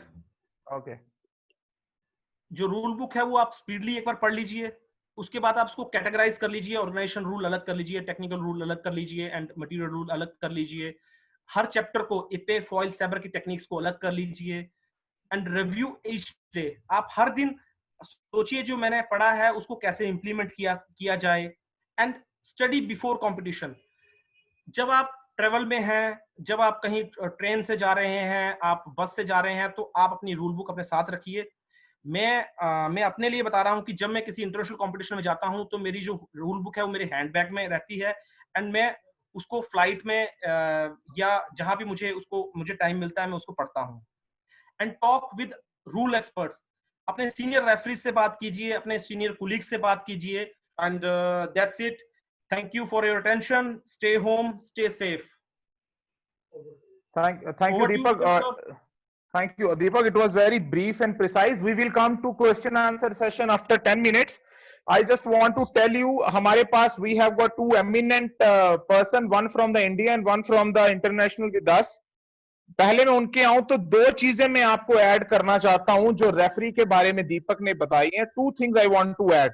First, in case in a bout due to error, referee gives a wrong decision, कि आपको लगा कि फेंसर ए का पॉइंट था मैंने नहीं दिया, या फेंसर बी का पॉइंट था मैंने फेंसर ए को दे दिया, प्लीज उस चीज को वहीं भूल जाइए। Just forget that thing there. Don't try and give another wrong hit just to balance it out, कि मैंने पहले फेंसर ए को पॉइंट दिया था, गलत था, अभी मैं फेंसर बी को दे देता हूं। Please don't do that. Second thing, referees have got no nationalities, इसीलिए इंटरनेशनल कंपटीशन में whenever bout finishes, referee packs his stuff, moves out of the hall. He doesn't celebrate with the national teams, which is a trend in nation. Here we had referee, coaches, managers, all one. It is not, things are clearing it now last 2 years. Please ensure that referee has got no affiliations and nationalities. Now, before I come to the Krishan ji, I would request first you unmute Rohit, then you unmute later Mark. After 2 minutes Rohit speech. Tomorrow class, kal ki class is at 1 o'clock. 1 baje hai. The speaker is from United States. Wonderful class. Please don't miss it. Make sure we hit 400 mark tomorrow. कल 400 बंदे attend करने चाहिए। So Kishan ji, if you can unmute Rohit. Rohit Gangadhar is one of the best TP fencers we produced. I cannot And find now him. he's, Sorry, sir. I think he's using some other name. Rohit Gangadhar. I can't find. I have seen him. I have seen he was locking in. If he's not there, can you get Mark? Is online. Mark is there. Mark is an EP coach from France working in China. He has applied to come to the India also. He was there in the Aurangabad for the lecture, the seminar which we conducted. Another 5-7 minutes, Mark will be telling you his experience of India, and I have specified questions for him. Mark, please, over to you, and welcome. There are 300 people watching you. Hello everyone, do you hear me? Yeah, we can hear you. Okay, so what is the next about? Mark, you tell me about your experience when you come to Aurangabad. What is our coaches are doing, and what tips you can suggest to improve IPPI fencing? And one specific question I've sent. If you share your experience with us about IPPI. Okay, so hello everyone, good morning, because here in China is 1:50 of the afternoon. Hope everybody's safe, hope everybody's in a good health, guys. My experience in Rangabad. Oh, there is a lot of things to do, a lot of things to talk. First of all, was an amazing welcome of the Indian Fencing Federation to me and to my two colleagues in Sabre in Foil. We was impressed of the wishing of learning of all the coaches, especially for the EP ones, which was, I spent with them the whole training camp. Many questions was such as what is to be a good coach. I would like to have some give you people some ideas. It's just my personal experience, of course. It's not, I have no the verity, but it's just mine.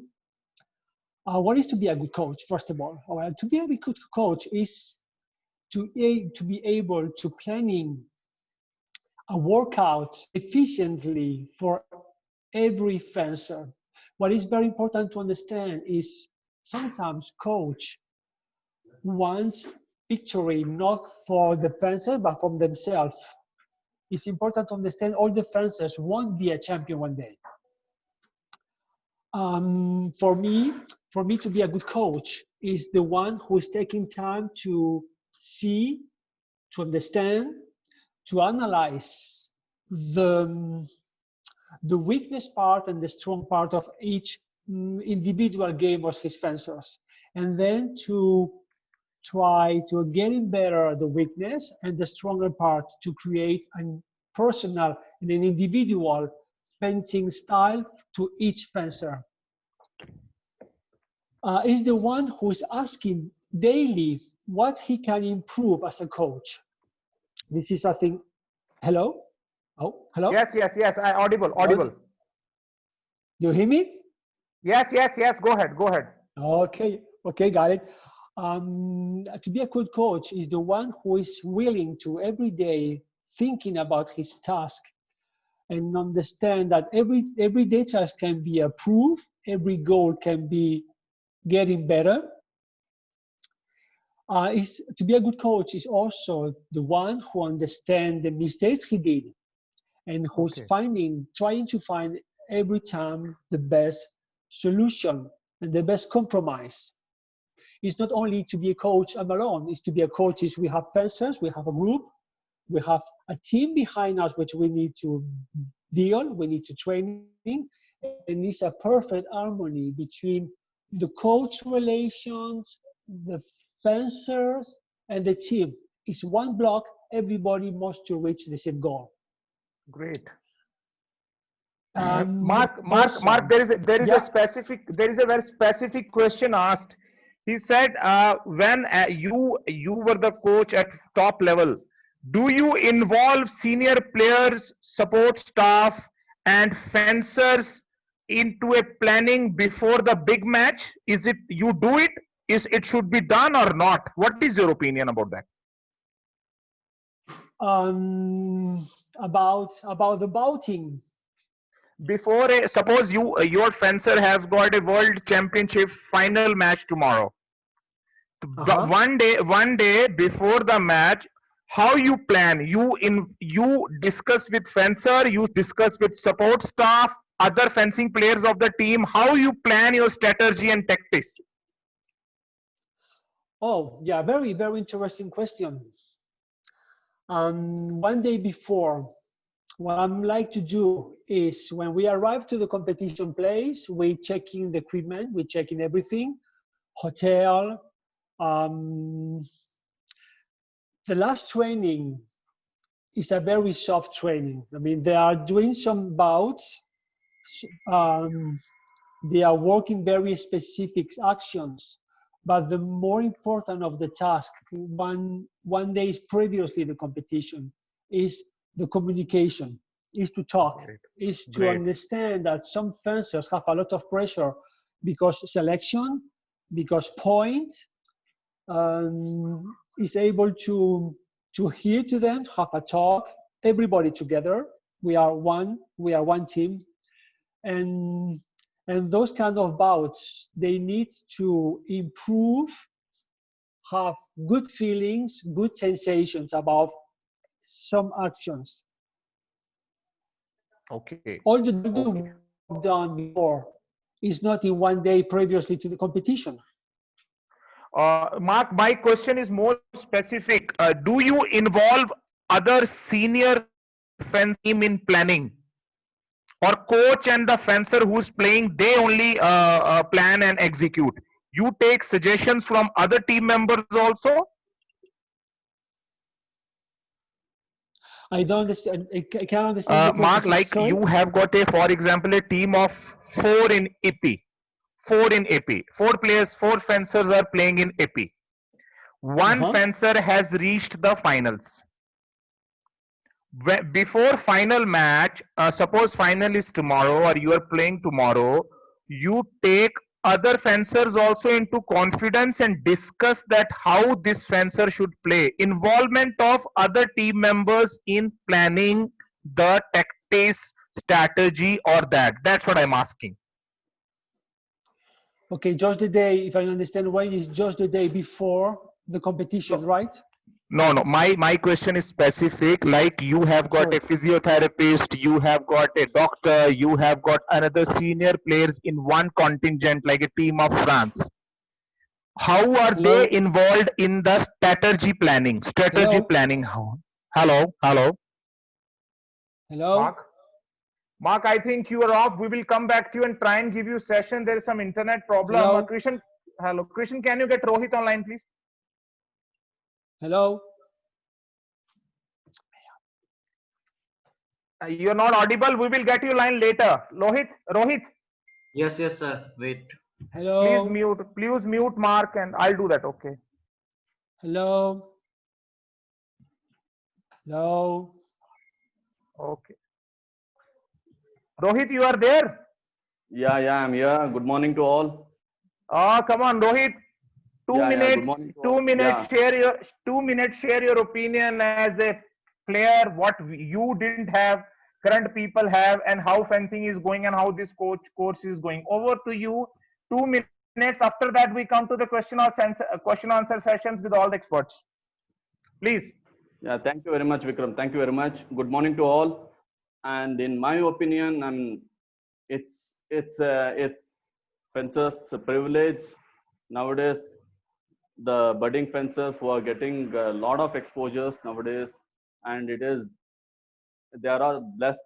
In fact, at our when we used to play, we were lacking many things, like equipment was very rare to get, and whenever the team was going outside, then we have to purchase there, and it was something like that.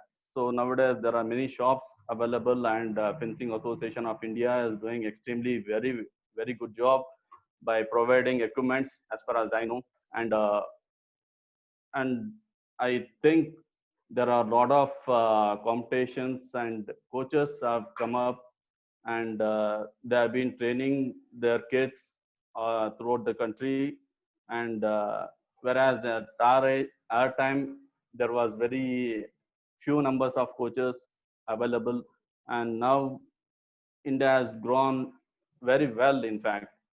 And I think this is the right time for the budding fencers to utilize the chances which is being provided by the government and the Fencing Association of India to keep themselves to get better opportunities, and they can excel in fencing, in fact. Thank you, Rohit. Just one question. You just tell me one thing. What is your advice to the fencers who are playing? You were yourself a national champion and one of the best fencers country has produced in AP. One advice in under 10 or 15 seconds. We are running out of time. There are so many things we are planning, but time is always a constraint. Over to you. Next 10 seconds, Rohit. Yeah, I would like to tell all the fencers who are practicing now to be fit now, and take the experts' advice, and the able coaches are there. Whatever the coaches are teaching them, it is really very good, so they can utilize the current situation to be at home and do target practicing, whatever the experts have told them, it will be sufficient for them to utilize such a pandemic situation so that they can be fit and do well in the future. Thank you, Rohit. Thank you very much. I would request to stay on the listening mode. I would request Krishan to unmute Deepak, Rashid, and Lohit, 3 referees we have on the EP. I have some questions for them. First for Deepak. Deepak, are you there? Deepak? Deepak? Yes, sir. Yeah. Yes, sir. Deepak, first question is from your very own friend, specially meant for you, Pandey from West Bengal. इन्होंने एक question भेजा है मेरे पास कि during the EP bout, if fencer A hits on the clip of fencer B's body wire, एक fencer दूसरे fencer की body wire के क्लिप पे हिट करता है तो whether he'll get a point? Sir सबसे पहले तो थैंक यू पांडे सर, आपने बहुत ही इंटरेस्टिंग क्वेश्चन पूछा है एंड इसका आंसर ये है कि सर नहीं, वो हिट एनाल हो जाएगा, बट सर रेफरी को चील की नजरें चाहिए सर इस हिट को देखने के लिए. Absolutely. Very good question. Very good answer. Pandey, I hope you satisfy. You keep coming with these innovative questions. We will always honor that. Now, before that, I come to second question to Rashid. There are few points. There is a disturbance. Who's there? Okay. Pratibha, Utsavi, Ajay Kumar, Uday Chandran, and Saida. There are few people I appreciated the way they are noting and dressed today. Baki, most of you have switched off your videos so that we are not able to see you. Okay, next is for the question is for the Rashid. Rashid, are you there? Yes, Vikram, carry on, please. Rashid, the question, if this is again from Bangladesh for you. Okay. It goes that if 2 fencers in a pool have the same nationality, what should the referee check in relation to the bout order? दोनों fencer एक ही country के या एक ही state के हैं. What referee should do when checking the bout order? इस situation में जो 2 फेंसर सेम नेशनैलिटी के हैं वो लोग सबसे पहला बाउट खेलेंगे, दूसरे किसी भी फेंसर से खेलने से पहले वो लोग खेलेंगे. Okay. Second question, बल्कि उनका बाउट पहले आपस में होगा. जी. Second question है, in a team match, if the order of the relay bouts is changed intentionally or intentionally, what should the referee do? Team bout में अगर ऑर्डर चेंज हो जाए, आई थिंक ये क्वेश्चन पहले भी एड्रेस हुआ था, तो रेफरी को क्या करना चाहिए? इंपॉर्टेंट क्वेश्चन सर, ये वाला इंपॉर्टेंट क्वेश्चन है. इसमें पहले रूल था कि वो टीम जो थी वो उसे एलिमिनेट कर दिया जाता था, लेकिन अब ये रूल चेंज हुआ है. इसमें जहां से भी जो बाउट का फॉल्ट है, जो भी बाउट गलत खेली गई है, वहां से लेकर सारे पॉइंट जो है वो एनालमेंट होंगे और जो बाउट का करेक्ट ऑर्डर है उसे इंप्लीमेंट होगा. मींस जिस बाउट से गलती हुई है वहां से आगे जितने भी हिट हैं वो अनाल होंगे और दोबारा से वो मैच जो है वहां से शुरू होगा. Okay, another question for you, I think last one for you today. अगर फेंसर ए ने लंज मारा फेंसर बी को, लंज सॉरी फ्लैच, फेंसर ए ने फेंसर बी को फ्लैच मारा and in the air he hit the point but lands outside the pist. What will be the judgment of referee? Fencer A ने fencer B को point मारा, हवा में point लग गया, लाइट आ गई, लेकिन लैंडिंग के समय फेंसर ए पिस्ट के बाहर लैंड हुआ. What will be the judgment of referee? Point मिलेगा और नॉट? इस सिचुएशन में जो है वो पॉइंट मिलेगा, बिकॉज आपका जो हिट है वो पहले हुआ है, आप लैंड बाद में हुआ है. तो इस सिचुएशन में जो हिट है वो अवार्ड होगा. Okay, over to Lohit. You are there, Lohit? Yes, Vikram. Lohit, there is a question for you. Can a fencer change his pommel grip to pistol grip or pistol grip to pommel grip during the bout? Is it allowed? Yes, it is absolutely allowed. So when he changes, then the referee again does the test, the weight and the gauge test, and it is allowed. Okay. There's no Second question, Rohit. There is some famous thing about the World Championship match of Japan and Israel you shared. Can you talk about in another 30 odd seconds or 40 odd seconds? So there was a situation regarding the P black card. So when the team Japan and team Israel were fencing, there was a situation where they have reached at the last stage where both the teams received P black card. But then in the end, it was Japan who had the initial higher F5 ranking. So according to the rules, the higher ranking should have won the bout. But here there was a small twist. It's that P black card is applicable only for the fencer and not to the team.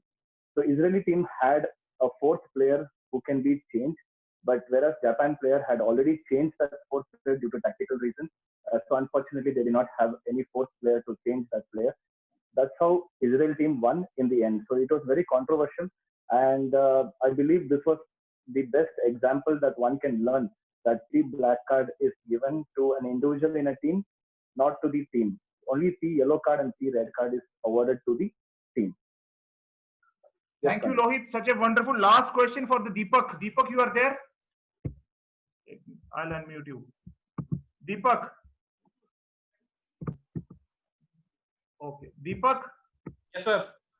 Deepak, last question is for you. How many judges are required or referees are required in a non-electric bout and electric bout? This is a question from Nepal.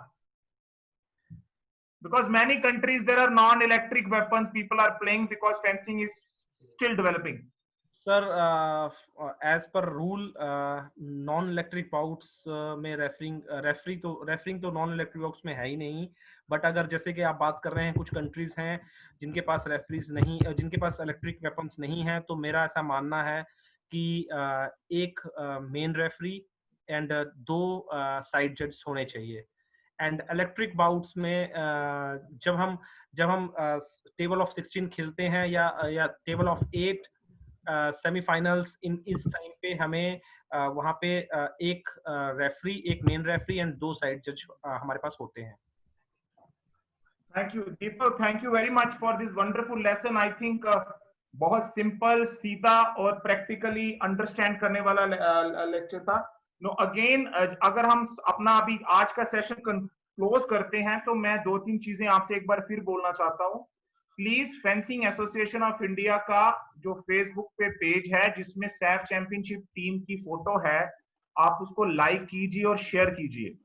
जैसे कल सोनू सूद जी ने हमारी fencing को acknowledge किया है, आप share करेंगे तो सब जगह जाएगा. आपको जान के बड़ी खुशी होगी कि वो आज post sports Authority of India ने भी अपने पेज पे शेयर की है. ठीक है, बहुत से लोग हैं हमारे पीछे जिन्होंने एक करने में हमें सार्थकता दी है. ठीक है, मैं उनके नाम नहीं ले सकता अभी. They have told me not to say. दूसरी चीज, कल का जो हमारी क्लास है, tomorrow's class, it has 1 PM, 1 बजे दोपहर को है. Please log in. It is going to be the wonderful class by foreign guest speaker. मैंने अपना जो 15 तारीख तक हमारा प्रोग्राम है, आई हैव फाइनलाइज दैट. मैं आज फेसबुक कम्युनिटी पे और अपनी फेसबुक पेज पे शेयर कर दूंगा. My only request, go on the Facebook page को लाइक कीजिए, शेयर कीजिए. Another thing, there are many coaches from the, I will not name them, they send a question to me on the WhatsApp and say कि don't take my name. This is not done. Learning is never ending. I am still learning. You please learn. It's better to take your name and acknowledge it. Don't hide it. This is a problem that is called inferiority complex. Please don't do that. There is a wonderful TED Talk. TED Talk is something which motivates me. I hope most of you are seeing it also. There is a wonderful TED Talk ki how kids should be get into the sports. Sports का मतलब is not just winning. Sports का मतलब is behaviour changing the society. और research के हिसाब से सबसे ज्यादा इंपॉर्टेंट रोल है इट इज ऑफ कोच. आपने एक बड़ी संस्कृत में कहावत सुनी होगी, यू नो दैट गुरु ब्रह्मा दोनों खड़े मोरे द्वार, काके लागू पाए, बलिहारी गुरु आपने जिन्होंने गोविंद दिए मिलाए. तो coach has got a bigger role in the society. So see this talk, youth in sports. Youth in sports by Hook McDonald. Hook McDonald, youth in sports. Please see that TED talk. Always answer questions on the Facebook. I told you Sai and Fai is watching you. Your interest will give you chance to go ahead. If tomorrow somebody asks me from Sports Authority of India or Fencing Authority of India, who all are responding, who all have got interest, I will take 3-4 names. Just, I'm very blunt on that. Please participate and let this program successful. Another week we have got wonderful speakers. Next week tomorrow we are, day after we are starting with foil. परसों से foil शुरू हो रही है. कल Sarah McWade world famous sports coaching consultant का lecture है 1 बजे. शाम को 5 से 6 बजे इवनिंग साइंस क्लासेस अटेंड कीजिए.